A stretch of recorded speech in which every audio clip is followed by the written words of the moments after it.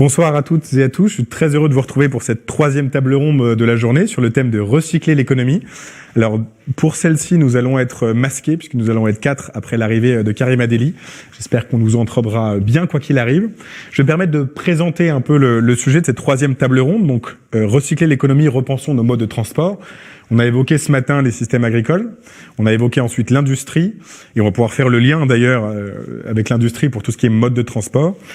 Donc voilà, les transports aujourd'hui nous coûtent 20% de notre budget carbone. Si nous voulons limiter le dérèglement climatique à 2 degrés et éviter un monde totalement bouleversé par les disruptions environnementales, il faut absolument repenser nos mobilités.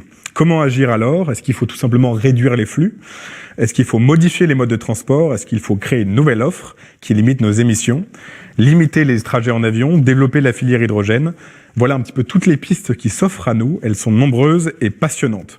J'ai le plaisir d'avoir un panel extrêmement varié, expert, diversifié, pour essayer de traiter dans le temps qui nous est imparti la question sous tous ses aspects. Ça va être un challenge, mais je suis sûr qu'on va y arriver. J'espère que notre public pourra en retenir beaucoup d'éléments sous un aspect assez pédagogique. On a fait ça depuis ce matin et je pense que c'est très important. J'ai tout d'abord le plaisir d'accueillir en distanciel Madame Lauriane Rossi, qui est députée, membre de la Commission du développement durable et de l'aménagement du territoire et aussi questeur de l'Assemblée nationale. Bonsoir Madame Rossi. Ça nous permet de faire un petit test son au passage. Bonsoir. Parfait, ça marche très très bien. J'ai le plaisir aussi d'accueillir Pascal Dacosta, qui est professeur et référent pour les développements durables de Centrale Supélec. Bonsoir Monsieur Dacosta. Par la suite, nous avons la chance d'avoir en présentiel cette fois Monsieur Mathieu Alapetite, qui est directeur de la communication, des partenariats et des affaires publiques de WeMove. WeMove, en 2 mots, qui est présent sur 10 régions métropolitaines et qui assure principalement une activité d'accompagnement des publics dits fragiles. Vous aurez l'occasion d'en dire beaucoup plus lors de nos échanges. Petite présentation succincte. J'ai la chance aussi d'avoir parmi nous monsieur le professeur aussi, on a 2 professeurs, Dirk Moosmayer, qui est professeur à Kedge Business School, et enfin, en présentiel, Paul-Adrien Cormeret, qui est directeur général de Pony, qui crée des trottinettes et des vélos partagés dans plusieurs villes en France. Vous nous raconterez un petit peu quelle est la démarche globale derrière cette entreprise. J'ajoute que Karima Delli, qui est députée européenne et présidente de la Commission des transports et du tourisme, du coup au niveau de l'Union européenne, va se joindre à nous pour, dans la suite de cette table ronde. Elle a été bloquée dans les transports, justement. Elle arrive et se joindra à nous. Alors, pour commencer, une petite question peut-être un peu provocante, mais pour attaquer directement le sujet, 20% tout simplement du budget carbone, comme j'ai pu le dire dans la présentation, c'est absolument gigantesque. Dans les 2 autres peut-être secteurs qu'on a abordés ce matin, c'était inférieur. Devons-nous choisir du coup, tout simplement, à un moment donné, entre se déplacer sur de longues distances et faire prospérer les échanges, ou bien abîmer définitivement notre planète? Par rapport à la question que je posais à l'introduction, est-ce que la seule solution, c'est tout simplement la réduction des flux? On reste chez nous, ou en tout cas on voyage sur des distances beaucoup plus infimes. Est-ce qu'il y a un juste milieu est possible? Et peut-être, Paul-Adrien, si vous voulez commencer sur ces questions, pour nous donner quelques éléments de réponse. Alors c'est une question qui est vraiment vaste et qui regroupe presque tout ce qu'on vient de se dire. Je pense que l'option de se dire on n'a qu'à rien faire et on va laisser les dommages qu'on cause à l'environnement continuer comme ça a été le cas dans le passé, je pense que cette option elle n'existe pas, elle n'est pas sur la table. Enfin, c'est le suicide collectif. Je pense qu'on le voit, les dérèglements climatiques qui s'accélèrent à travers le monde et je pense que c'est important de réagir et les études, toutes les études sur le sujet le montrent. Maintenant, quelles sont les solutions? C'est vrai que le transport, c'est quelque chose qui est énorme en termes de pollution parce que déplacer une masse physique dans l'espace, d'un point de vue physique, ça consomme beaucoup d'énergie, d'accord ? Donc l'invention de la roue a évidemment largement amélioré le truc, mais on reste quand même l'idée qu'on prend un objet, on le déplace, et pour faire ça, il faut de l'énergie, et l'énergie, c'est de la pollution. Donc quoi qu'il se passe, se déplacer, ça va polluer. Donc je pense que les solutions qui s'offrent à nous, c'est effectivement se déplacer moins, ou se déplacer en consommant moins d'énergie, ou des énergies qui sont plus renouvelables. Se déplacer moins, je pense que c'est important. important. Il y a plein de choses qui vont dans ce sens. Il y a le déplacement des personnes. Effectivement, est-ce qu'on a besoin de voyager autant? Ça, c'est quelque chose qui est socialement qui est compliqué à adresser. Mais par contre, il y a quelque chose qui est peut-être plus facile d'accès. C'est le déplacement des biens, qui en fait représente aujourd'hui quand même une part importante de ces flux de transport. Et donc ça pose vraiment la question finalement des échanges internationaux, de comment est organisée la production, cette idée qu'on a pu avoir pendant une époque de l'Europe des cerveaux, des usines délocalisées dans des pays émergents. Je pense qu'il est temps de revenir de ce modèle qui était quand même peut-être un peu naïf, et finalement peut-être de relocaliser finalement une partie de la production des objets qu'on consomme au quotidien. Donc ça je pense c'est un élément de réponse. Autre élément de réponse, c'est effectivement, on l'a dit, se déplacer, c'est déplacer une masse, c'est coûteux en énergie. Peut-être déplacer moins de masse, et c'est aussi ce que nous on fait chez Pony, c'est proposer finalement des véhicules qui sont plus légers. Et donc c'est, je pense, une surprise pour personne que si on doit déplacer une charge utile d'un humain adulte de 80 kg, si on le fait avec un véhicule de 20 kg ou un véhicule de 1500 kg, on n'a pas du tout besoin évidemment de la même énergie. Donc ça c'est un élément de réponse, et c'est le cœur en partie de ce qu'on fait chez Pony. Et enfin c'est l'utilisation d'énergies qui sont moins polluantes. Toutes les énergies ne se valent pas.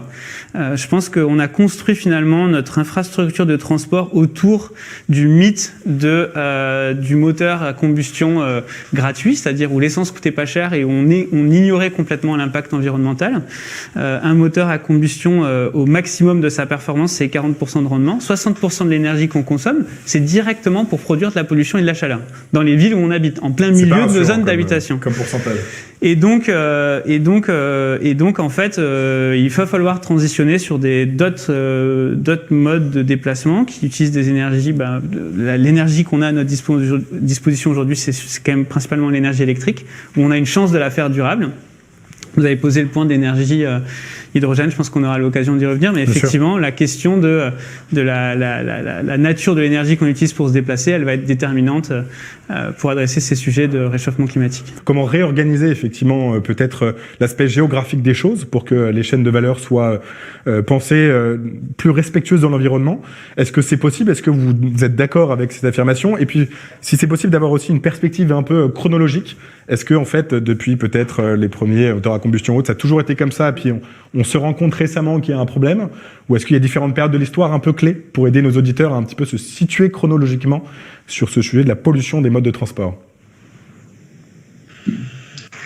Bon, si on regarde le passé, on venait d'un mode de production global où chacun a produit et consommé chez soi.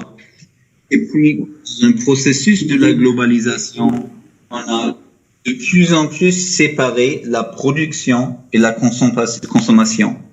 On a la production des textiles aussi, ça s'est passé en Chine, ça se passe en Bangladesh, en Vietnam, dans les pays où les coûts de main-d'œuvre, de production sont moins chers.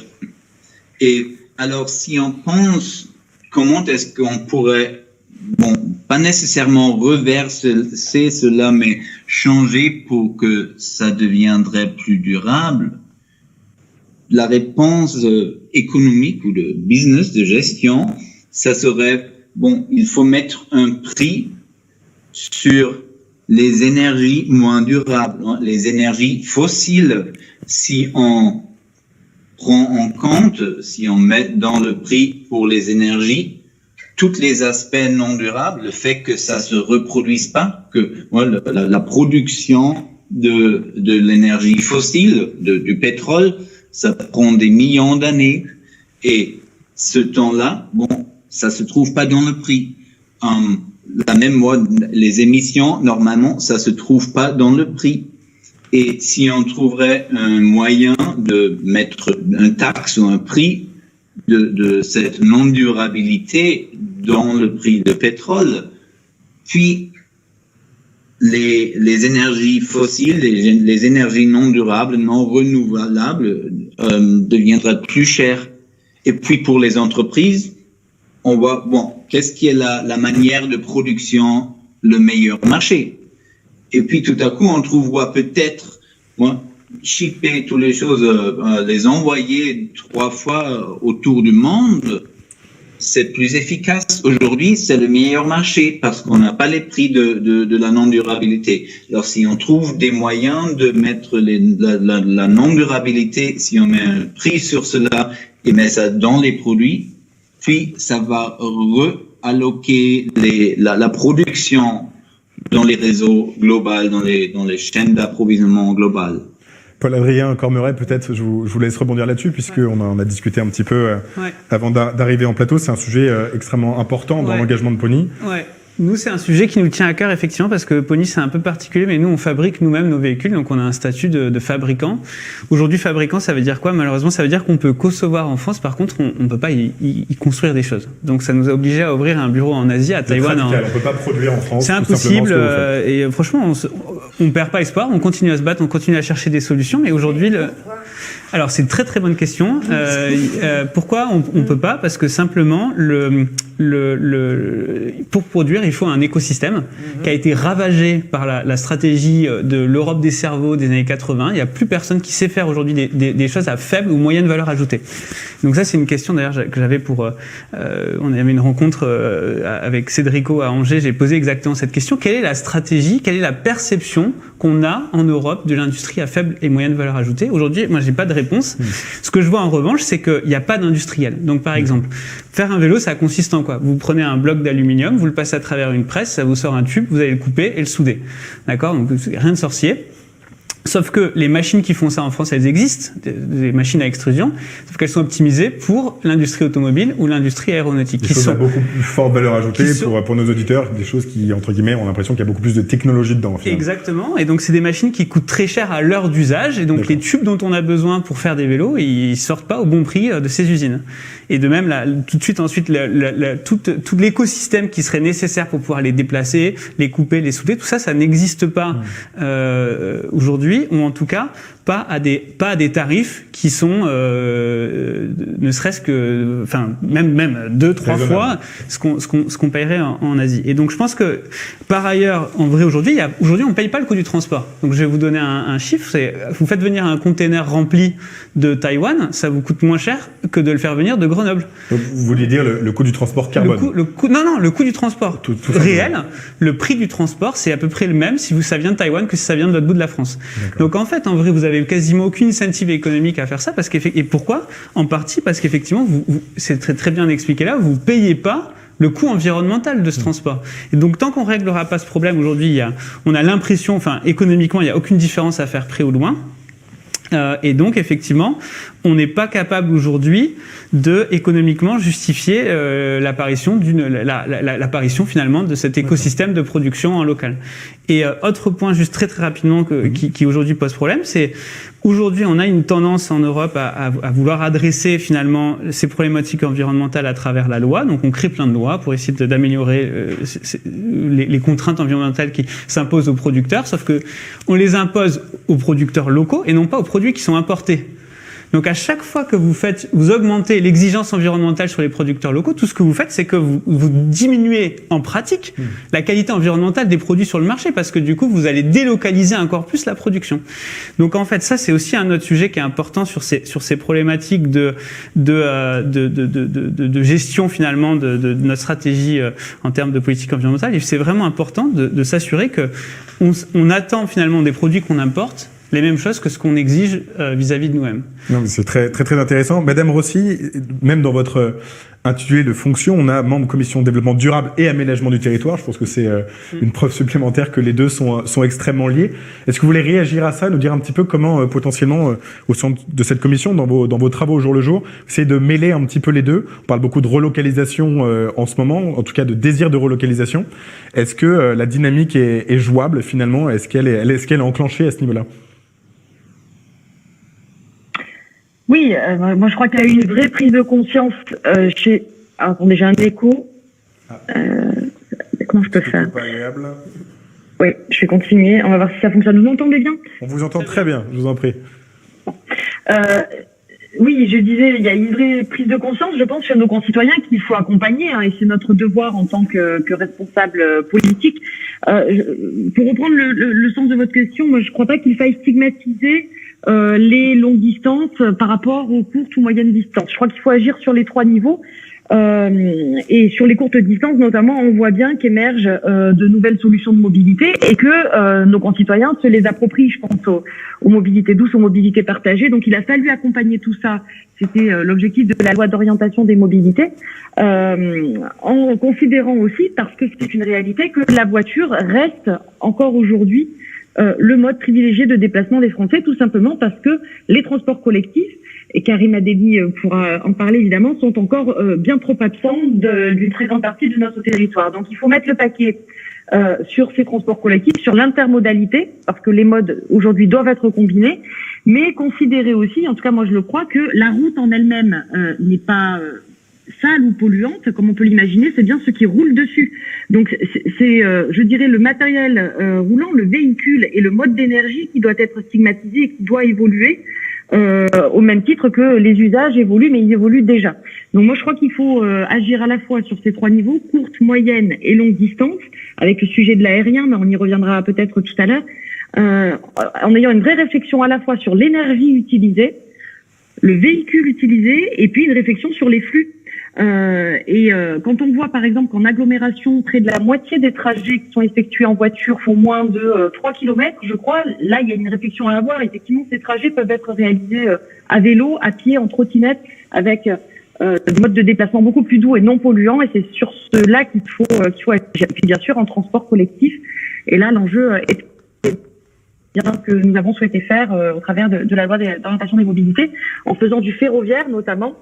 Nous croyons beaucoup au train, et bien le levier de mobilité du quotidien et le mode de déplacement par excellence du quotidien des Français. Donc ça nécessite de l'investissement, parce qu'on part de loin, investir sur le réseau, et puis investir, je le redis, sur l'intermodalité, y compris billettique, parce qu'aujourd'hui c'est pas simple de passer d'un mode à un autre. Et c'est bien sur cela qu'on doit agir. Voilà. Donc moi, je ne crois pas qu'il faille stigmatiser forcément tout de suite les longues distances et l'aérien. Il y a un vrai sujet sur l'aérien, c'est très clair. Il faut basculer vers un avion beaucoup plus vert, vers des agrocarburants, c'est en cours. Mais rappelons-le, l'aérien ne représente que 15% de la pollution générée par les transports. C'est un sujet, il faut le traiter. Mais en même temps, moi, je crois que on ne peut pas non plus stigmatiser les Français qui souhaitent aussi s'ouvrir au monde et voyager. Alors voilà, ça interroge le modèle du low cost. Clairement, il faut reposer cette question-là. Ça interroge les flottes aériennes et le carburant utilisé, mais ça interroge aussi les flux aériens de courte distance. Et c'est d'ailleurs pour cela que nous avons souhaité supprimer, en tout cas encadrer strictement, limiter strictement, les liaisons aériennes de moins de 2h30 en France métropolitaine qui peuvent être réalisées par le train. Parce que vous avez de toute façon des trajets de courte et moyenne distance qui sont beaucoup plus polluants parce qu'ils sont plus nombreux et que le taux de remplissage n'est pas le même que des flux longue distance en aérien notamment. Donc c'est ça qu'il faut avoir en tête avant de pointer du doigt un vol longue distance et long courrier en aérien. Il y a beaucoup de paramètres à prendre en compte et une vraie réflexion, je le redis, sur les flux. Ça, c'est de l'aménagement du territoire. On ne le fait plus depuis de trop nombreuses années. Donc, je me réjouis d'ailleurs qu'un commissariat au plan soit créé parce que c'est aussi son objectif. C'est le nôtre aussi en tant que député, membre de la commission du développement durable et de l'aménagement du territoire, parce que c'est bien cela qu'il nous faut penser. C'est-à-dire penser les flux à l'échelle du centre-ville, à l'échelle de l'agglomération et des métropoles, mais également à l'échelle de tout le territoire.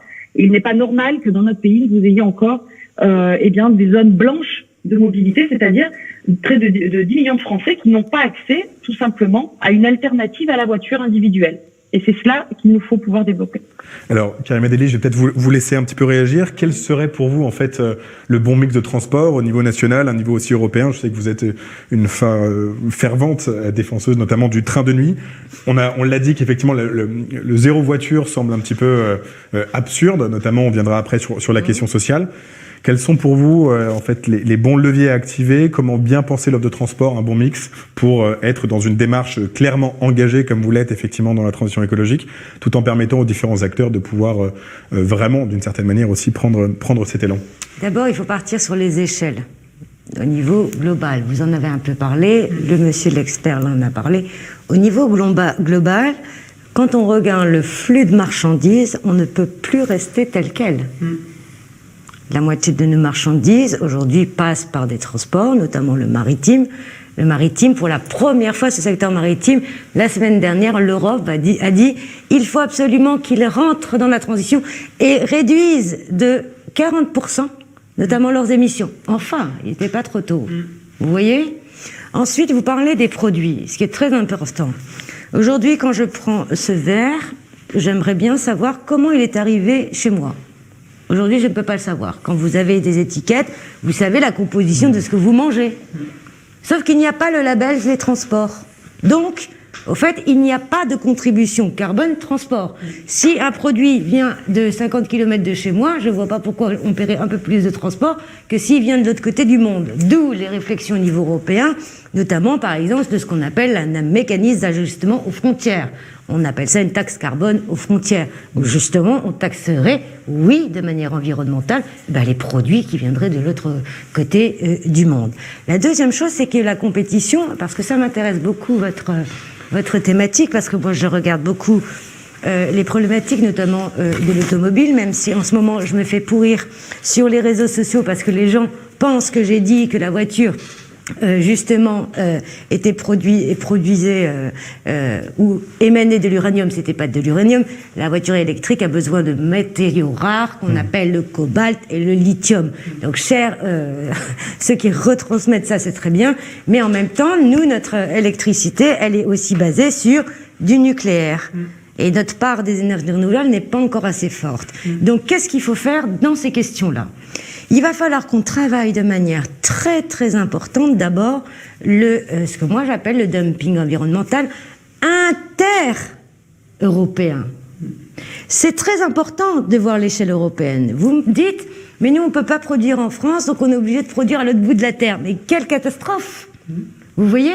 Et donc il va falloir, on a parlé de réindustrialisation, il faut tout réindustrialiser, et là il faut taxer aussi ceux qui n'arrivent pas, les matériaux, etc., qui viennent de l'autre bout de la Terre. Hein, donc ça, c'est très important. Et je suis très triste de ce que vous me dites, parce que justement, on a toutes les compétences, etc., pour faire fleurir, notamment des nouvelles industries sur le vélo. Moi, je suis absolument certaine que ça va émerger. Mais il faut aussi les autres industries, dont on parle pas assez. Par exemple, moi, je travaille au niveau européen pour relancer le fret ferroviaire, avec un objectif qui n'existait pas, 30% de fret ferroviaire d'ici 2030, c'est demain. Ça tombe bien, c'est une politique industrielle, le ferroviaire. On a des grands opérateurs, mais on a aussi des industriels.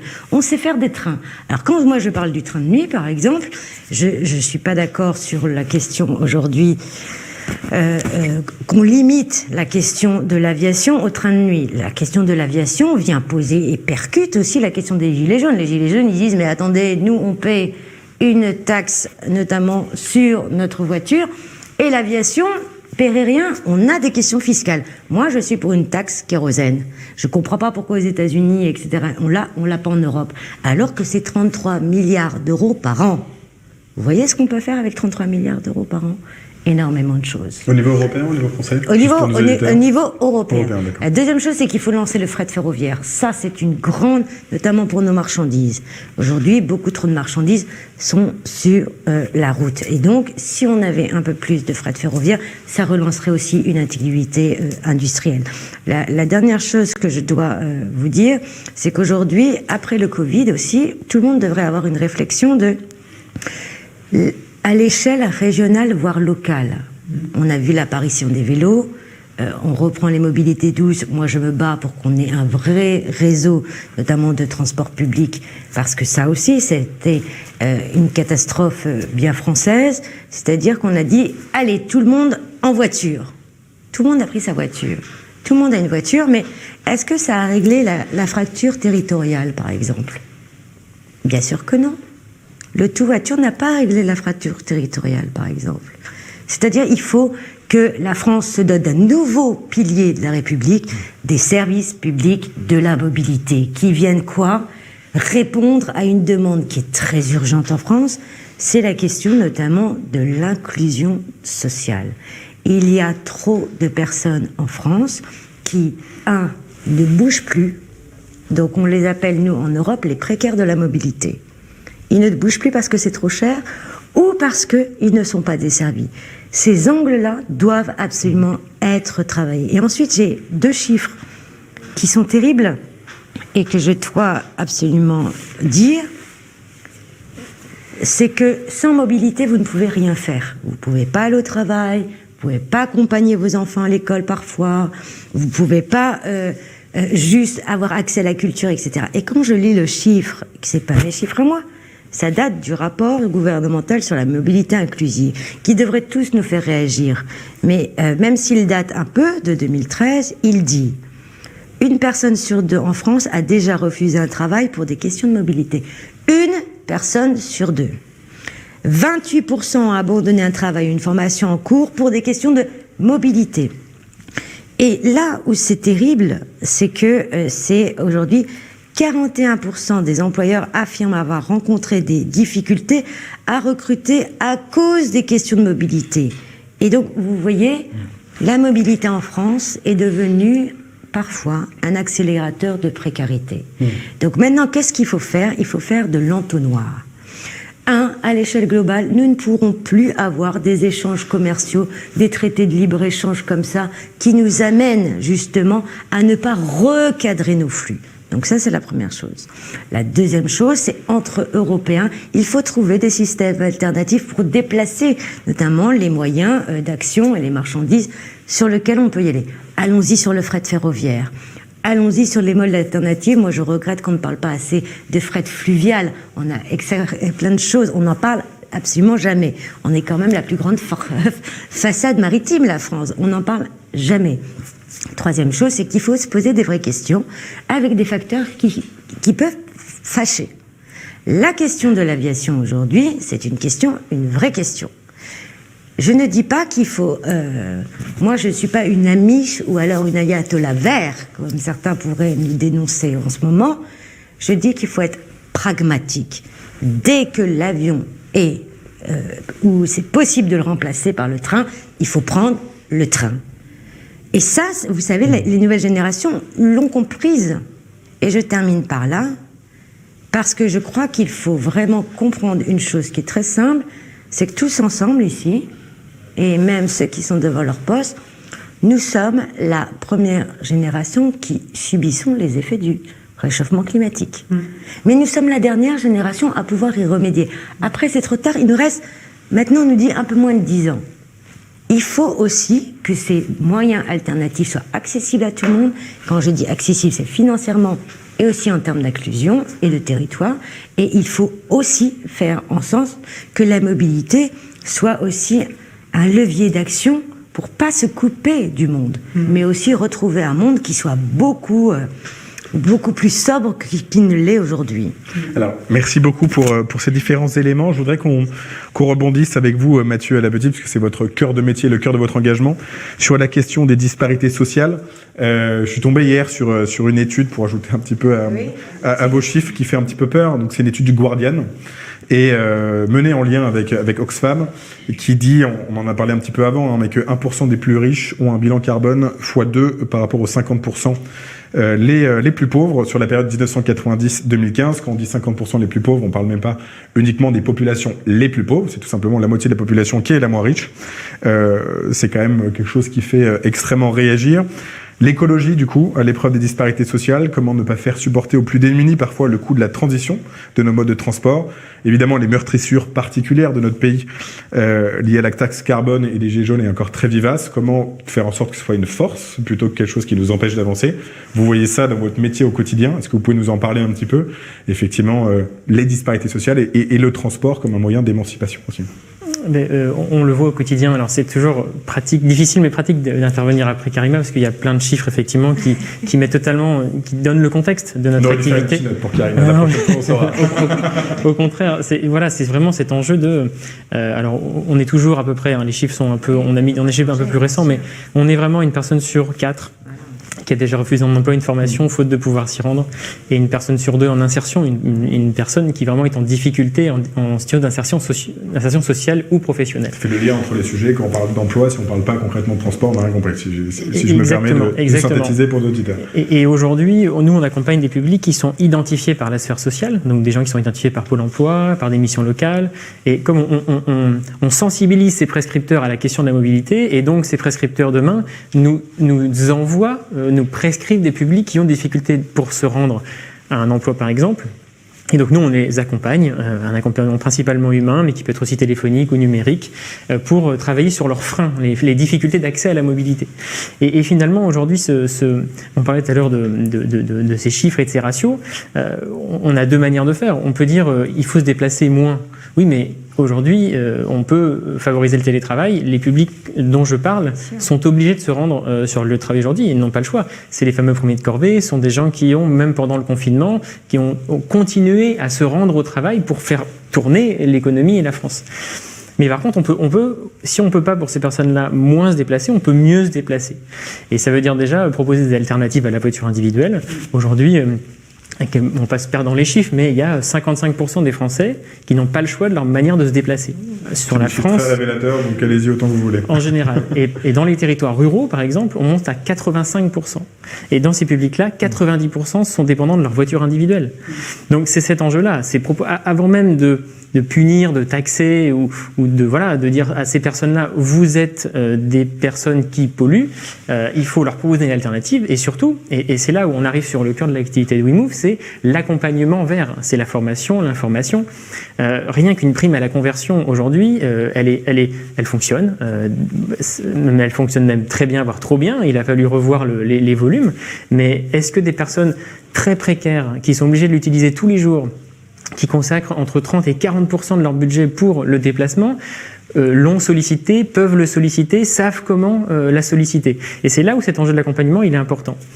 Pour revenir un petit peu sur les différents freins de ces publics, les personnes que l'on accompagne, l'enjeu c'est vraiment ça, c'est identifier les freins. Est-ce que ce sont des freins invisibles, les freins psychosociaux, des peurs, des appréhensions, des méconnaissances? Et après, il y a un ensemble de freins auxquels on pense plus, un frein financier, une difficulté pour financer une solution de mobilité, une incapacité par méconnaissance à solliciter un tarif solidaire par exemple, une solution matérielle bêtement, je suis dans le rural, j'ai pas de solution qui passe devant chez moi, comment je fais? Et puis il y a le frein physique qui est un petit peu plus l'accessibilité, je suis handicapé et je ne peux pas utiliser les solutions qui sont à proximité de chez moi. Et donc dans ce cas-là, nous on va vraiment identifier ces difficultés et accompagner les publics, les former, les informer. Donc on est vraiment sur des choses très basiques. On vraiment revient à des déplacements domicile-travail, des choses très basiques. On va former les publics à se repérer dans l'espace. Madame Rossi a parlé d'intermodalité, c'est exactement ça. C'est comment je planifie mon trajet et comment je prends une solution, je descends, j'en prends une autre et je m'arrange avec les horaires. Comment je me projette dans l'espace. Et un frein dont on parle très peu, c'est le frein numérique. Comment j'utilise l'application locale? On a parlé beaucoup de dématérialisation, de passe unique pour l'intermodalité. Comment je l'utilise? Alors, on peut créer mieux, on peut faire du numérique inclusif, mais en l'état, il faut accompagner à l'utilisation d'eux. Donc, il y a ces freins-là, il y a... Ensuite, voilà, on peut mettre à disposition des solutions ou travailler avec les vélos-écoles, avec les associations qui font de la mise à disposition de vélos. Vélo-école, vous pouvez expliquer un petit peu pour c'est comme son nom l'indique. Ce sont des publics qui, finalement, par le diagnostic et l'accompagnement, le vélo est adapté aux besoins quotidiens. On peut faire du vélo ou du vélo électrique, bien sûr. Même dans le rural, aujourd'hui, on peut faire 10 km le matin, 10 le soir avec un vélo électrique, ça se passe très bien. Mais les personnes ont peur, ne savent pas faire de vélo. Et tout cela, en fait, on y trouve une réponse. Soit on est vélo-école sur certaines régions, soit on travaille avec une vélo-école locale. On apprend clairement à faire du vélo. La mobilité, ça s'apprend. Et sur les freins financiers, on peut accompagner vers un microcrédit, par exemple, pour se financer un vélo, un véhicule à 4 € également, une voiture. Voilà, l'idée c'est vraiment ça. Et au final, l'idée c'est donc de proposer des alternatives, d'accompagner vers les alternatives pour réussir une transition écologique et solidaire. C'est ça l'enjeu. Aujourd'hui, on travaille beaucoup sur l'offre, et même cette loi de l'orientation des mobilités, on salue beaucoup de progrès, mais l'enjeu social et sociétal est aujourd'hui et dans le discours de la LOM. Mais par contre, on a quand même un gros réflexe toujours de penser en termes d'offres, pas assez en termes de demande, et on a une croyance qui est que multiplier l'offre va faire que chacun va trouver l'offre adaptée. Nous, aujourd'hui, on sait qu'il y a 7 millions de personnes en France, 20% de la population active, qui ont une difficulté quotidienne de mobilité, qui leur fait renoncer à un emploi, renoncer à un rendez-vous médical, renoncer à du lien social, par une difficulté, une ou plusieurs dont j'ai parlé tout à l'heure. Et donc notre enjeu, c'est vraiment d'accompagner, de faire tomber ces freins pour rendre ces personnes mobiles. Voilà. Ce que vous dites, c'est qu'il y a potentiellement largement, éventuellement, assez de dispositifs, assez de solutions. Il y a avant tout un enjeu, effectivement, de formation, un enjeu de mettre la bonne solution devant les yeux des personnes qui en ont besoin et les conduire, les aider à les avoir. Monsieur Dacosta, donc professeur référent pour le développement durable de Centrale Supélec, est-ce que vous rejoignez un petit peu cette observation? Est-ce que le sujet n'est pas forcément de rajouter effectivement des nouvelles solutions, en tout cas à court terme? Est-ce que c'est surtout d'accompagner les personnes et repartir effectivement de leurs besoins, comme a pu le dire Monsieur Alapetite, pour créer des nouvelles choses peut-être, mais en tout cas très adaptées à la demande? Oui, merci de me donner la parole. J'espère que vous m'entendez correctement. Je vous entends très bien. Moi, je voulais effectivement, pour répondre à votre question et prendre un peu de recul, souligner le contraste saisissant qu'il y a entre les difficultés et les défis du changement climatique d'un côté, et puis de l'autre côté toutes les opportunités qui existent et qui sont débattues sur ce plateau, que ce soit des solutions techniques, on a parlé des solutions liées à l'offre, des solutions technologiques nouvelles qui peuvent être des low-tech également. Il n'y a pas que le véhicule électrique autonome. Et puis également, dans les usages, on observe déjà des changements de comportement importants et des envies nouvelles de mobilité. Et donc, voilà, donc ce contraste saisissant entre les défis du changement climatique qui sont là devant nous et que nous connaissons déjà, comme ça a été dit, et puis cette multitude de solutions qui existent tant du côté de l'offre que de la demande. Donc la grande difficulté, de mon point de vue, le grand enjeu, c'est la coordination de ces solutions multiples qui concernent donc, qui sont multiples par nature, l'offre, la demande et des technologies très très différentes. Et donc c'est cet enjeu de la coordination. Alors pour moi, les solutions ne vont être que locales. Les solutions seront trouvées au niveau local. En fonction des besoins, en fonction de l'expertise qu'on aura au niveau local de ce qui est le plus souhaitable du point de vue collectif. Ça paraît très clair. Et ces solutions de mobilité locale, elles ont également un lien fort avec la décarbonation des systèmes électriques, avec la production de l'énergie également. Donc on voit une complémentarité forte au niveau local de ces deux aspects des choses, puisque trouver des solutions de mobilité durable, décarbonées, trouver ces solutions va sans doute se faire au moyen de l'électrification de ces besoins, ce qui suppose de décarboner la production électrique. Donc vous voyez que tout ça est très très lié. J'ai également, je souhaitais dire, beaucoup apprécié la présentation qui a été faite sur la question de la mobilité pour tous, dans la mesure où si la mobilité pour tous est mal pensée ou voire impensée, on sait qu'elle peut avoir des effets rebonds extrêmement délétères en matière d'émissions de gaz à effet de serre. Donc c'est extrêmement important que l'accompagnement là qui est fait, qui a été décrit de ces personnes qui sont en situation d'impossibilité de se mouvoir soit fait de façon extrêmement fine et toujours locale pour que ces solutions soient le plus possible décarbonées, donc avec des impacts moindres sur l'environnement. Donc voilà, donc encore une fois, on est devant pléthore de solutions, y compris en matière de production d'électricité décarbonée, comme de mobilité, et de solutions tant au niveau de l'offre que de la demande, avec des changements d'usage importants.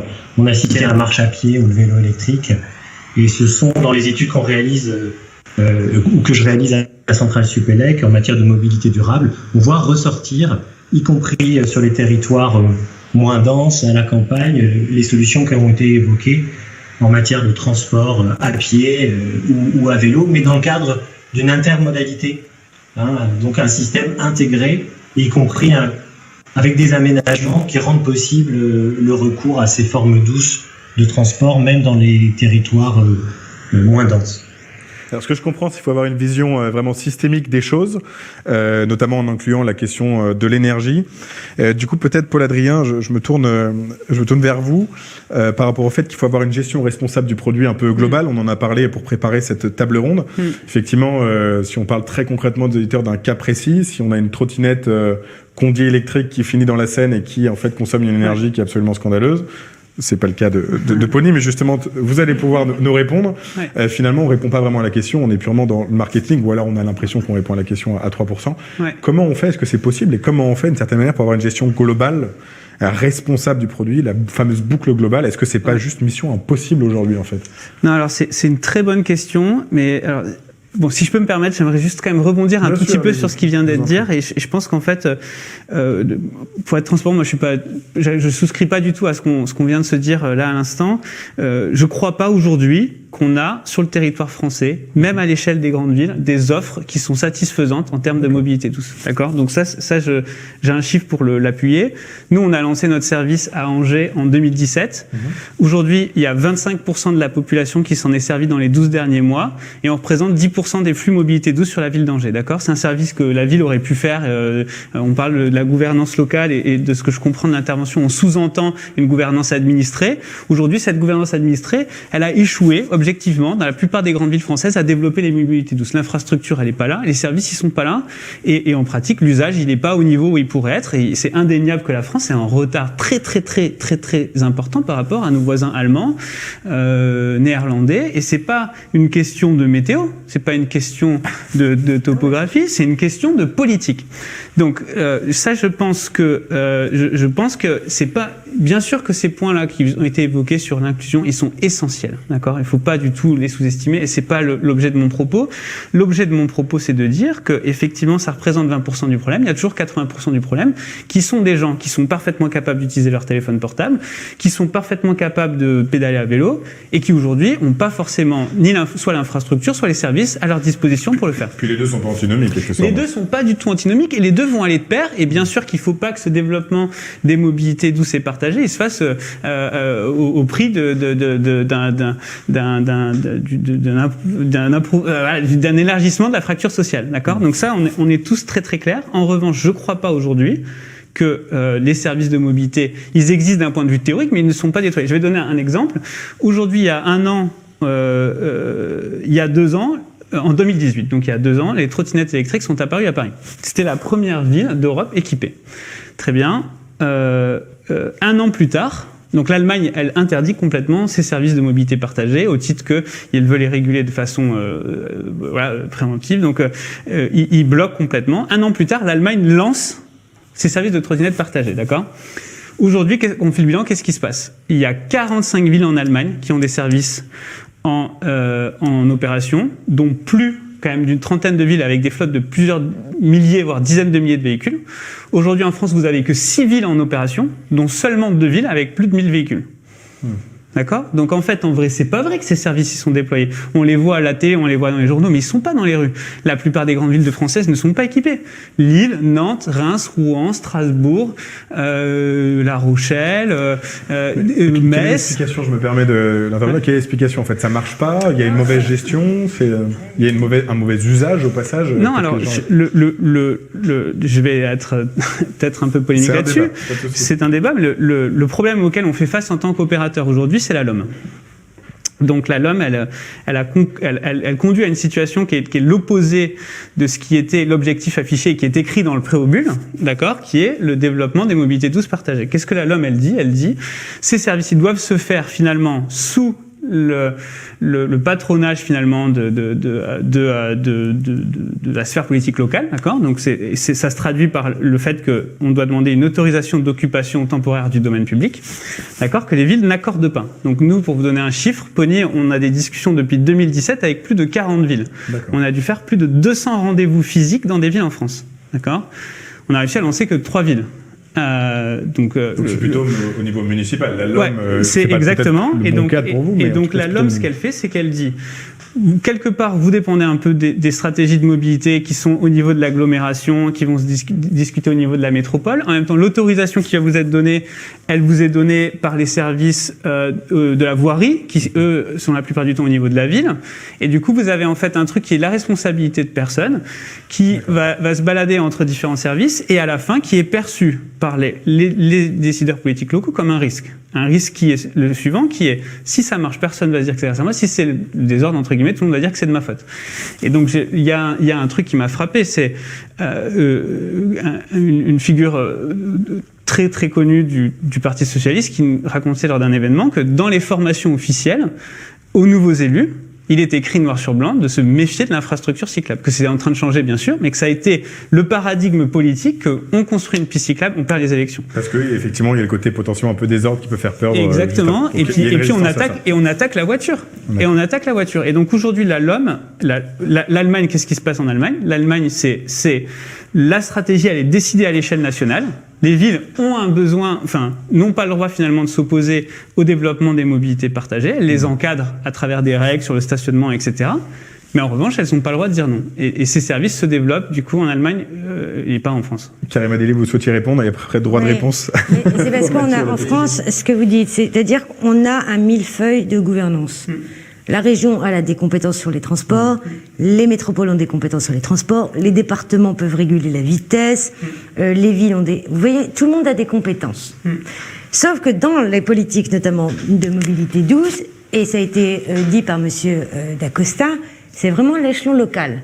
Et donc à ce moment-là, il faut un régulateur qui régule. Là, dans le régulateur, on a dit normalement que c'était les villes ou alors les collectivités locales. Le problème qui se pose, c'est ce n'est pas parce qu'on fait du Vélib ou du Vélol ou du machin, qu'on fait une politique cyclable. Ça n'existe pas. Une politique cyclable, réellement, c'est quoi? Tout d'abord, c'est des infrastructures sécurisées. Et quand je dis sécurisées, je tiens à ce mot, parce que souvent on fait des petites pistes. Alors moi, j'ai fait énormément de villes dans ma vie. Je suis présidente de la commission de transport. Je peux vous le dire, ces questions-là. Il y a des moments où vous avez une piste cyclable d'1 mètre et on ne sait pas où elle va, par exemple. Ce n'est pas possible. Ou elle monte sur le trottoir, ce qui est ridicule, etc. Donc, il faut des pistes cyclables sécurisées, mais ça ne suffit pas. Où sont les garages à vélo à la sortie des gares? Moi, en ce moment, et là dans 2 jours, je vais négocier partout en Europe. Le fait, et ma collègue de l'Assemblée nationale le sait, puisqu'elle a parlé d'intermodalité. Je me bats pour qu'il y ait au minimum, dans tous les trains en Europe, TER, les TGV, etc., minimum 8 places de vélo. Alors vous allez me dire, Madame Delli, ce n'est que 8 places de vélo. Mais c'est déjà beaucoup, 8 places de vélo. Donc le vélo, quand il sort de la gare, c'est moins d'utilisation de voiture. Sauf que moi, j'ai besoin, au sortir de la gare, d'avoir quoi?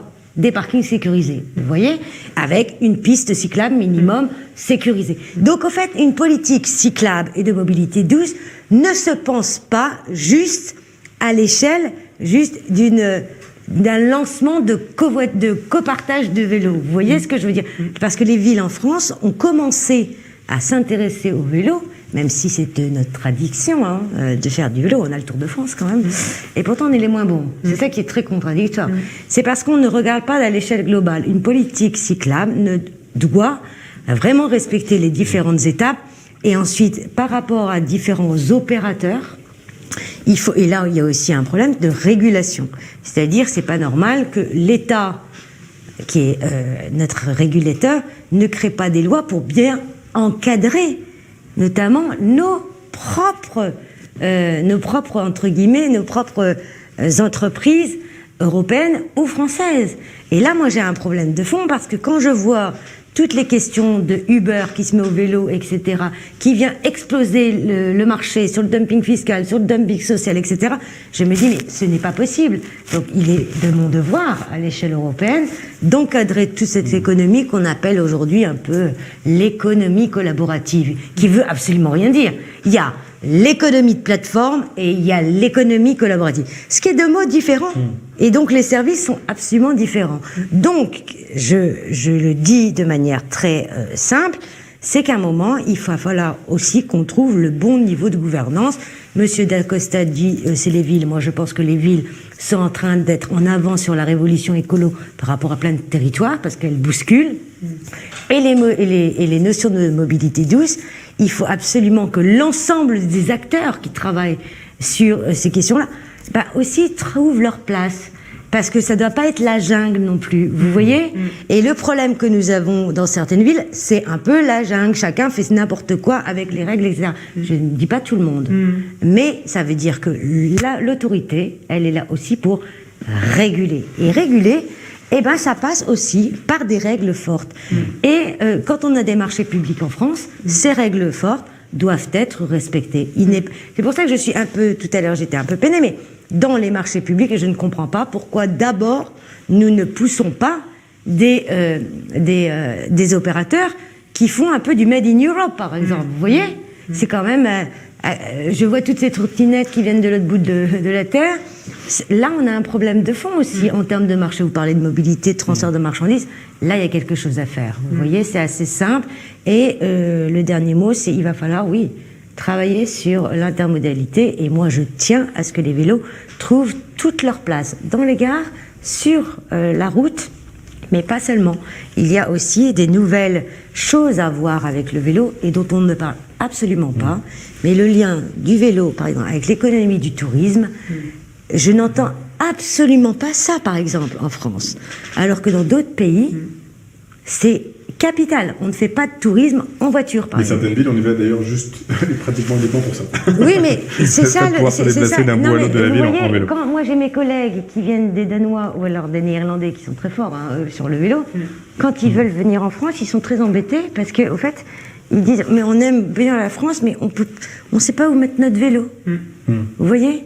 Et ça, c'est très très contradictoire avec ce qu'on pourrait faire. Je vous laisse réagir, après j'aurai une petite question peut-être sur l'aspect formation et culturel par rapport au pays que vous venez d'évoquer. Oui, très vite, merci. Alors, loin de moi l'idée de penser que l'offre est suffisante sur tous les territoires. Pas du tout, et en tout cas, c'était pas l'objectif de mon propos. Par contre, chez WeMove, on n'aime pas dire que sur un territoire, bêtement, il n'y a rien. Et que dans le rural, par exemple, il n'y a rien et on part de rien. Il y a toujours un covoiturage solidaire qui s'est mis en place, qui a été mis en place par le CCS, alors le Centre communal d'action sociale. Il y a des jeunes retraités qui prennent du temps pour transporter des retraités plus dépendants. Il y a une association de quartier qui fait maintenant de la réparation de vélos, une vélo-école ou autre. Ce qu'on essaye de faire, avant d'accompagner les gens vers les solutions, c'est de recenser ces solutions et de les optimiser. La LOM, on lui fait beaucoup de reproches. Elle permet par exemple d'utiliser les transports scolaires pour les mutualiser avec d'autres publics. Exceptionnel pour nous. On va mettre autour de la table l'opérateur de ces bus, l'élu en charge de ces bus, l'élu en charge de l'insertion, et comment on fait pour optimiser ça. C'était tout ce que je voulais dire.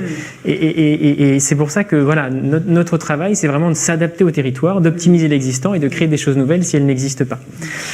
À titre d'exemple, et on n'a pas forcément besoin de choses révolutionnaires pour que ça fonctionne, WeMove est né en 95 des grèves de transport en commun sur la fac de Nanterre. Les étudiants du jour au lendemain n'ont plus de solution pour se déplacer. Ce qui va s'appeler voiture éco à l'époque, qui va devenir WeMove quelques années plus tard, va être un peu l'agitateur de tout ça. Des jeunes qui sont à pied, des jeunes qui ont une voiture avec des places libres, et comment un peu je mets les gens en lien et je fais tomber ces fameux freins. Comment je mets des gens en lien, les horaires ne me conviennent pas, on te met quelqu'un dont les horaires vont te convenir, je ne la connais pas, on te la présente, bref. En 2000, l'ADEME et la RATP font une étude sur l'Île-de-France sur le covoiturage. Sur le site de Nanterre, on est à 14% de part modale. On est à peu près, on doit être encore à 3-4%, voilà. C'est ça, ce que je vais expliquer, c'est que c'est vraiment, on peut avec de l'existant, parfois simple, parfois basique, faire adhérer à quelque chose et dans vraiment cette transition écologique et solidaire. WeMove aujourd'hui, c'est 14 000 personnes accompagnées par an, sur du rural, du périurbain et de l'urbain. C'est 42% de personnes qui retrouvent ou conservent un emploi ou une formation. Parmi ces gens-là, 60% ont simplement été formés, informés, accompagnés vers quelque chose qui existait déjà. Donc, ce que je veux dire juste, c'est qu'il y a des choses qui existent, il faut les améliorer, les créer, et après, il faut créer des choses nouvelles. Et si on vous met ensemble, on règle le problème des mobilités en France. Dans l'urbain, on travaille avec d'autres opérateurs de nouvelles mobilités, je ne vais pas les citer ici. on forme les demandeurs d'emploi à utiliser les trottinettes ou les vélos pour être plus employables et donc retrouver une mobilité au quotidien. Et donc j'espère qu'on sera amené à travailler ensemble, mais l'enjeu c'est vraiment ça. En tout cas, pour revenir au sujet et pour montrer qu'on n'est pas satisfait de ce qui fonctionne, on est en train de travailler sur un territoire très rural dans les Hauts-d'Anjou, au nord d'Angers. On veut vraiment un territoire avec une approche inclusive de la mobilité. Et notre enjeu, c'est vraiment de diagnostiquer le territoire. Et on va travailler avec des opérateurs, notamment d'Angers, qui travaillent dans l'urbain, parce que c'est vrai que ces opérateurs ont une tendance à aller là où il y a le plus de demandes. Et on va leur proposer, on va être financé, normalement, on va solliciter un contrat impact social. Olivier Grégoire en parle beaucoup actuellement. Et l'idée, c'est vraiment, sur un projet territorial, de faire venir des acteurs de l'urbain vers le rural et de créer un modèle économique qui aujourd'hui n'existe pas et qui empêche à ces territoires ruraux d'être dotés en solutions. Donc là aussi, peut-être qu'on sera amené à travailler ensemble, mais en tout cas, il y a des choses existent, elles peuvent être améliorées, optimisées, et après il faut créer des compléments. Mais des choses existent, il y a du potentiel dans les territoires ruraux notamment. Articuler, bien former, effectivement, faire passer l'information au bon endroit et au bon moment. Ce que vous dites, c'est de partir des besoins. Exactement. C'est très important parce qu'on a tendance, nous, la puissance publique, de regarder ce qui se passe par le haut en disant on va mettre ça, on va mettre ça, on va mettre ça. Et au fait, il faut faire attention parce qu'il y a plein de choses, notamment de solutions, qui ne sont pas adaptées à certains territoires. En fait, la mobilité, c'est comme la biodiversité. Vous avez plein de solutions, mais elles s'adaptent selon les territoires. Et ça, c'est quelque chose sur lequel aussi, nous, les politiques, il va falloir...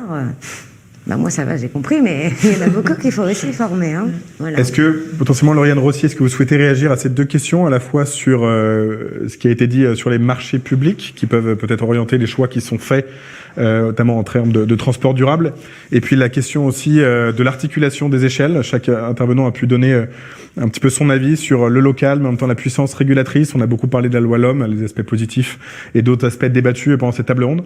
Est-ce que vous pouvez donner un petit peu votre avis sur le bon échelon pour organiser les choses? Je sais que vous êtes aussi questeur de l'Assemblée nationale, donc potentiellement répondre à ce point-là. On espère qu'on nous entende bien. Alors, je vous entends très mal, mais on va juste répondre à votre question. Sur les échelons. Alors, malheureusement, on ne vous reçoit pas. Je pense qu'effectivement, il faut des besoins d'équipement et il faut confier aux collectivités locales au premier rang des clubs. Les villes, les intercommunalités, le soin de déployer cette offre de transport. Mais si nous n'avons pas de pilote dans l'avion, si je puis dire sans mauvais jeu de mots, on n'y arrivera pas. C'est-à-dire que j'y reviens, ce que je disais tout à l'heure, c'est de l'aménagement du territoire.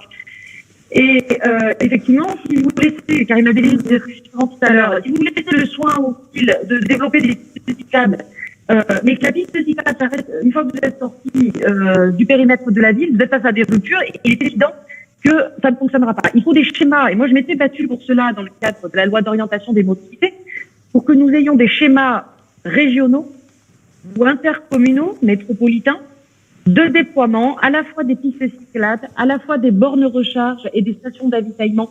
Parce que si nos concitoyens n'ont pas confiance dans l'infrastructure et sa continuité, y compris en matière de recharge des véhicules propres, eh bien, ça ne fonctionnera pas. Et puis, il y a un sujet d'équité territoriale. Il est évident que les collectivités les plus riches peuvent aller beaucoup plus vite que celles qui ont moins de moyens pour développer tout ça. Donc, j'ai pas été entendue, mais je crois que le plan de relance bon de cette là, donc j'espère en tout cas que si la LOM n'a pas d'autre d'injonction aux collectivités, le plan de relance, dans la mesure où on sera sur un contrat avec les collectivités territoriales, permettra d'appréhender cette situation. Parfait, merci beaucoup. Quant au marché public, oui, Allez-y, je vous en prie. On vous laisse terminer, pardon, on a eu un petit souci de réception. Allez-y, je vous en prie. Ah, bon, on va enchaîner. Je crois qu'il y a un petit souci de... Votre première question, elle concernait les marchés publics. Exactement. Allez-y, je vous en prie. Bon, on a un petit souci de réception, malheureusement, avec l'Assemblée nationale. Je vais passer, je suis vraiment désolé du coup, mais j'ai le senti... malheureusement, ça capte assez mal. Une petite question pour Monsieur Mousmayer avant que je prenne les questions du public, parce qu'on a pas mal de questions.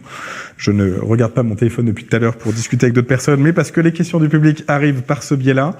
Je voudrais juste vous interroger sur la question de la filière hydrogène. On en entend pas mal parler. Ça a été un sujet du plan de relance. Je pense que nos auditeurs, en tout cas moi le premier, maîtrise mal la question. On a du mal à savoir, en fait, tout simplement, si c'est une vraie opportunité, si c'est un petit peu quelque chose dans lequel il faut investir massivement, prendre le lead, et d'ailleurs à l'échelle potentiellement de l'Union européenne.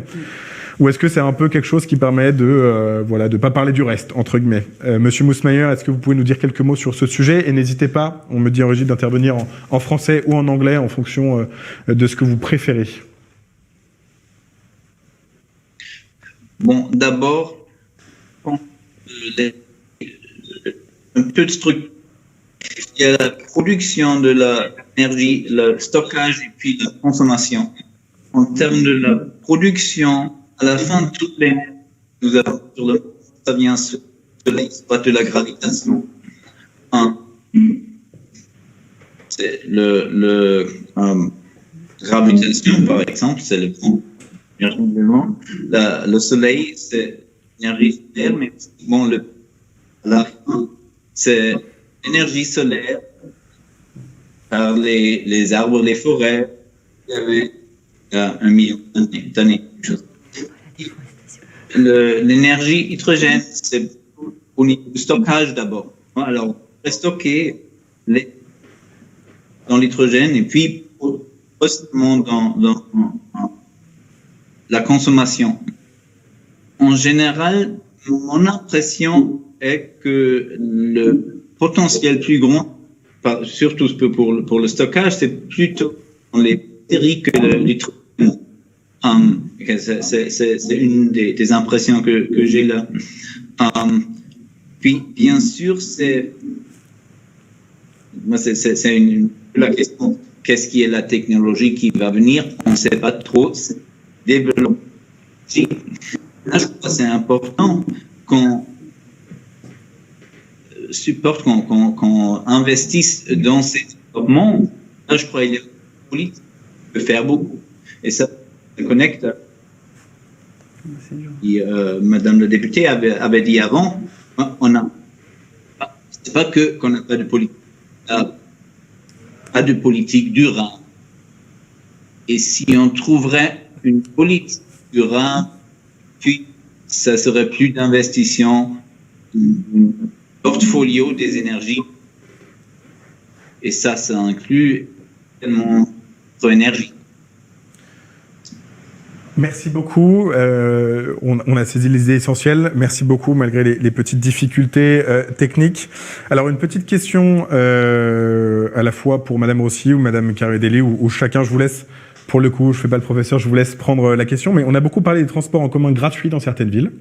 C'est une question qui peut être un petit peu orientée politiquement, historiquement. Mais est-ce qu'en fait, on a des métriques pour mesurer les résultats environnementaux de ces initiatives? Donc voilà, on me demande, est-ce qu'on observe une meilleure communication entre les quartiers, donc entre les habitants, dans les villes qui ont pensé une telle stratégie? Est-ce que c'est une solution qui marche? Est-ce qu'on a déjà assez de recul sur les premiers résultats, en fait, tout simplement? Moi, je vais bien répondre. Allez-y, Madame Delis, avec 2 exemples. Le premier, c'est chez moi, dans le Nord, à Dunkerque. On a fait des transports publics à Dunkerque. On s'est rendu compte que, justement, les gens prenaient de plus en plus les transports publics et moins leur voiture, et surtout le week-end. Et c'était surtout un lien de bien commun. Tout le monde fait attention au bus, qu'on ne le tague pas, qu'on l'abîme pas. C'est le bien collectif, au fait. Comme c'est un bien gratuit, c'est un lieu de bien commun. Ça, c'est la première chose. La deuxième chose qui est très intéressante, c'est aussi un lieu, notamment de rencontre, parce que les gens qui pouvaient presque pas se déplacer se donnent rendez-vous, par exemple, à des arrêts pour pouvoir faire un tour, pour aller de l'autre côté de la ville. Et c'est un levier d'action pour rencontrer aussi les autres. Ça, c'était mon premier exemple. Deuxième exemple, c'est notamment le premier pays en Europe. D'abord, ils ont commencé par leur capitale, Tallinn, dans l'Estonie. Ça a très très bien marché. Donc c'est seulement pour les locaux, hein. Faut habiter là-bas, pas pour les extérieurs. Leur impôt local leur permet de dire une partie de vos impôts va aller dans ce bien commun qu'on appelle les transports publics.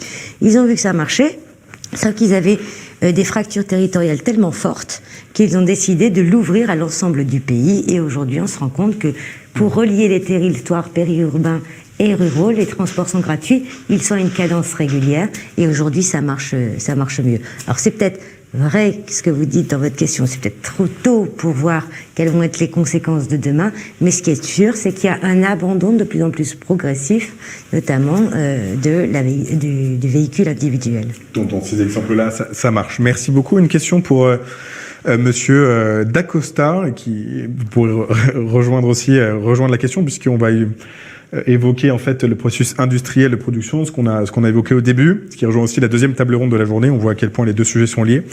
Est-ce qu'il existe déjà en fait des industries qu'il est impossible de relocaliser? Est-ce qu'on a déjà dépassé un point de non-retour industriel?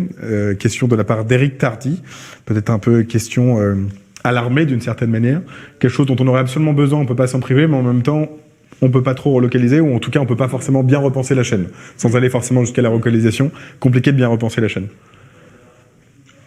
Moi, je pense pas qu'il y a de phénomène d'irréversibilité en matière industrielle.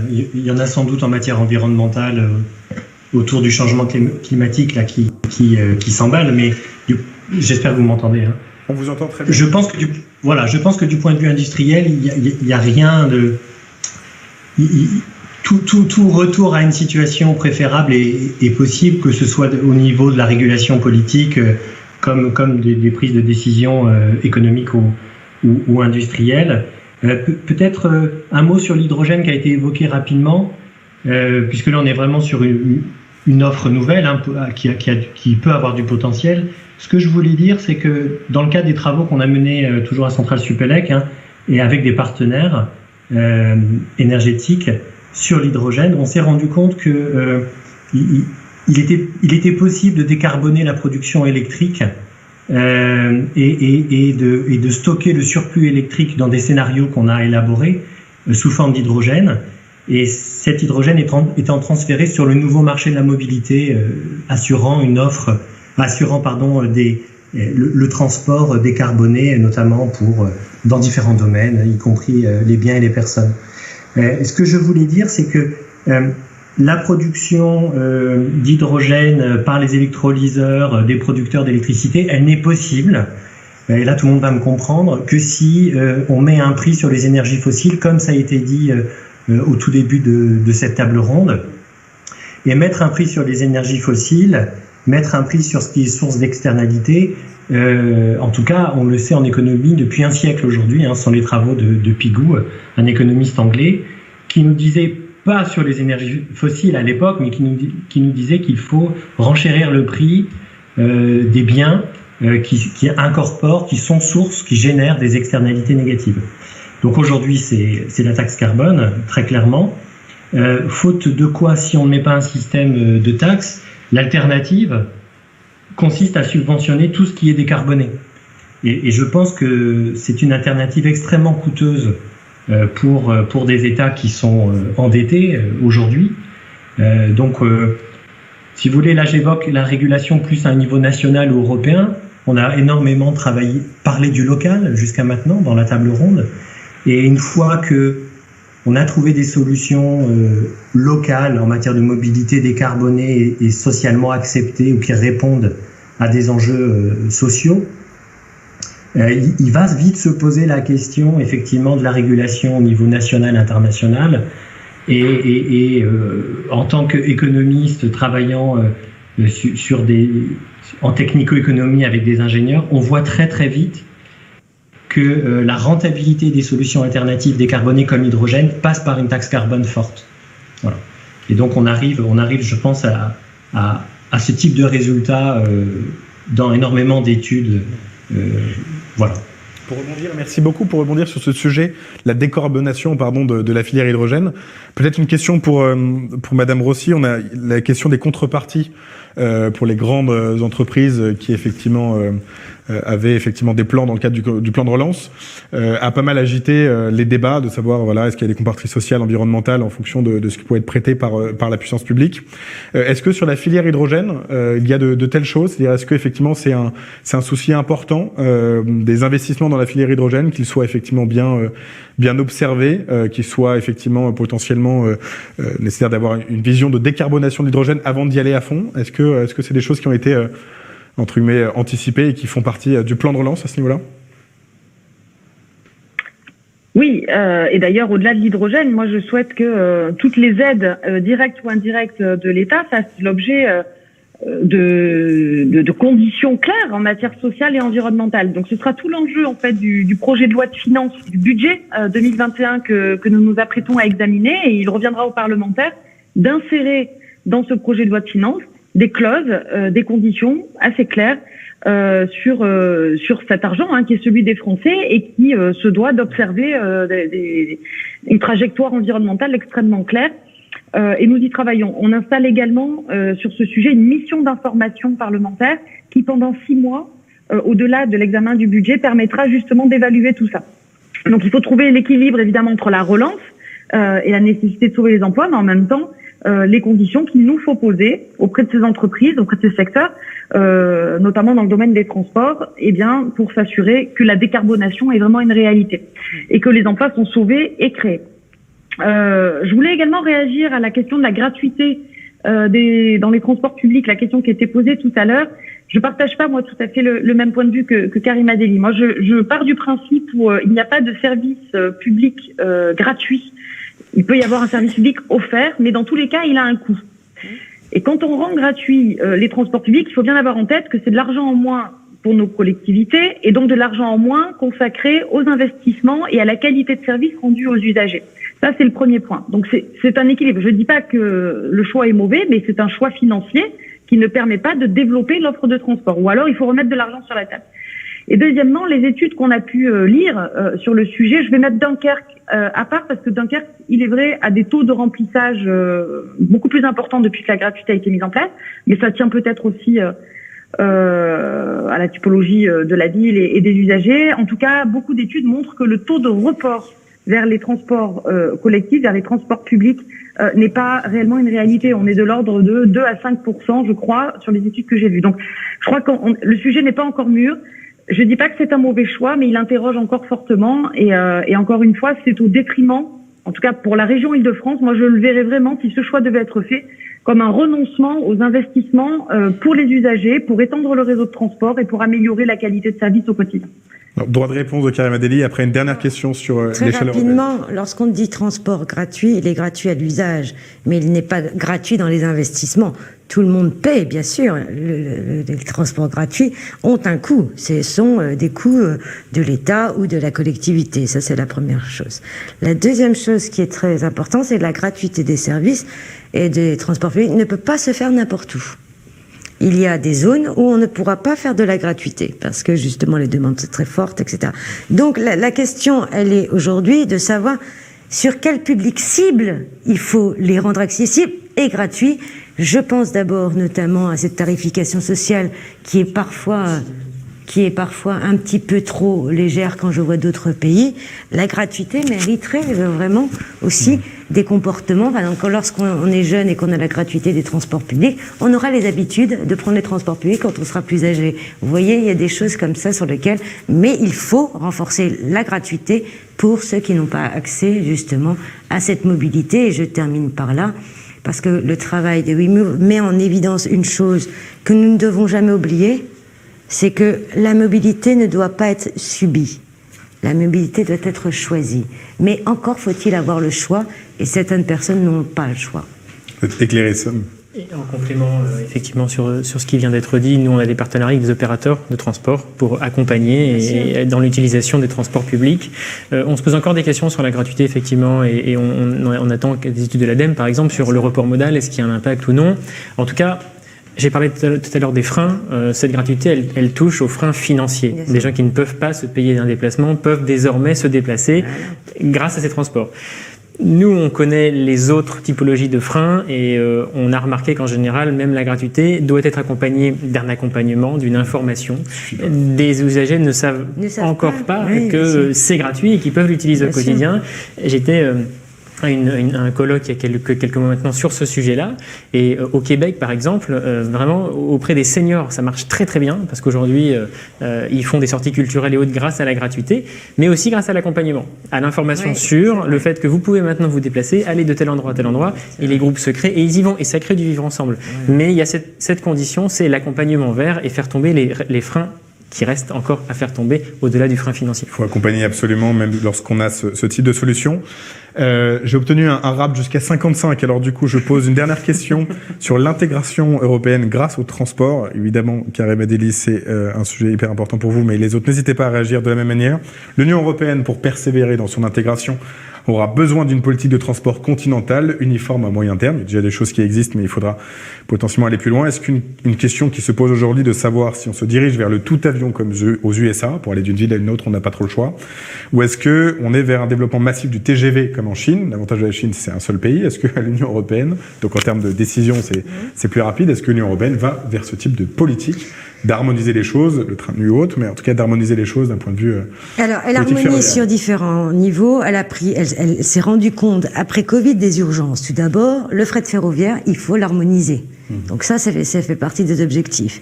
Ensuite, elle s'est rendue compte que les avions pouvaient rester, notamment à terre. C'était beaucoup plus sain pour le climat et pour les émissions de CO2, mais les gens avaient besoin de bouger. Donc, on est en train de créer pour la première fois au niveau européen le premier réseau européen, notamment de trains de nuit, qui va relier capitale à capitale. Avant, on avait des trains de nuit, par exemple, Paris-Berlin. En 2016, on l'a fermé, ce qui était une vraie bêtise. J'ai fait Paris-Rome quand j'étais en 5e. Vous voyez, il y avait plein. En France, il y avait quand même 551 trains de nuit et de gare qui desservaient des trains de nuit. Aujourd'hui, on dit on va réouvrir peut-être 2. Vous voyez, ça n'est pas au niveau. Donc c'est la raison pour laquelle il va falloir, quand on parle de relier l'Europe, il faut une politique industrielle, ça c'est très fort, avec un gros coup sur la question de la formation des salariés, parce que ça c'est l'avenir. Ensuite, vous avez parlé d'hydrogène, mais l'Europe est en avance, notamment sur les trains hydrogène. Donc vous voyez, l'hydrogène va être aussi un levier sur certains types aussi de transport qu'il faudra travailler. On le mettra en place. Mais la véritable question, c'est, je crois que les citoyens ont conscience d'une chose, c'est pas qu'ils veulent plus prendre ils veulent prendre moins l'avion parce qu'ils veulent faire un geste concret pour la planète. Et donc ce secteur-là, il va falloir aussi l'accompagner parce que si on l'accompagne pas, ce secteur nous fait exploser la planète. Donc c'est pas possible. Le secteur de l'aviation doit être accompagné. Son niveau de vol, c'était quand même terrible, hein. Chaque année, on multipliait le nombre de vols. Il faut réduire la cadence. Il faut encadrer tout ça. Et des outils de coordination européens, ça va tomber. Et vous le savez, c'est tombé la semaine dernière. Ça va être négocié au Parlement européen. C'est ce qu'on appelle le ciel unique européen. Nous sommes en train de dessiner dans le ciel, notamment les nouveaux flux pour optimiser absolument, notamment l'ensemble des trajets et des vols qui permettront, notamment la dernière étude dit moins de 10% des gaz à effet de serre sur l'aviation par an, c'est quand même beau, quoi. Donc il faut le faire. Voilà. Merci pour cette note positive pour terminer. Je rajoute une autre note positive, c'est qu'on n'a pas juste le Tour de France, mais on a aussi le champion du monde de cyclisme. Maintenant, Julien Alaphilippe, on n'est pas juste champion du monde de football, donc il n'y a pas de raison qu'on n'y arrive pas. Voilà. Merci beaucoup à toutes et à tous. Merci pour vos interventions et votre apport d'experts en présence ou en distanciel. Très bonne soirée à tous.